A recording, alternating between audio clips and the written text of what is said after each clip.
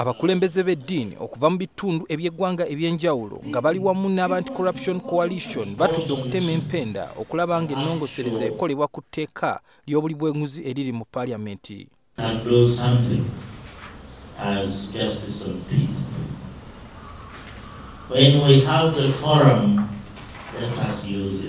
Bano baagidde omubaka John Simbwa nga bagamba mbu singa liyisibwa ligenda kukola kinene okukendeza kukubibwa kw'essente za gavumenti olw'ensonga nti oyo omusango gwe gunaaba gusse mu vi ajja kuwalirizibwa okuzza ebyobugagga eri gavumenti.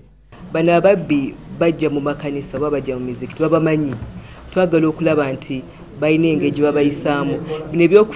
Bino ebyokubatwalira eri waggulu ate nga tubamanyi nti webabbye ensimbi zaffe. Anti-Corruption Coalition basabye ne bannaddiini okubuulira enjiri ey'okulwanyisa obuli bw'enguzi mu makanisa n'emizikiti. Twagala bannaddiini bave nabo beenyigire mu waliwo ebigenda maaso kati mu Paalamenti naddala ebyamafuta kubanga baba tebavuddeyo ne bannyonnyola abantu kyekigenda maaso ate kijja kutuyamba kubanga tugambye nti ebiseera ebisinga tuvaayo ne twogera ate ebintu nga byaggwa dda. Kigambibwa nti waliwo ababaka abalina ekigendererwa ekyokulemesa ebbago lino. Ye minisita w'ebyamawulire mu gavumenti ya wakati yategeeza nga gavumenti bwe yayaniriza ebbago lino era nti gavumenti yakulitunulamu eyongere okulinyweza. Suhel Mugabi, NTV, ku ssaawa emu.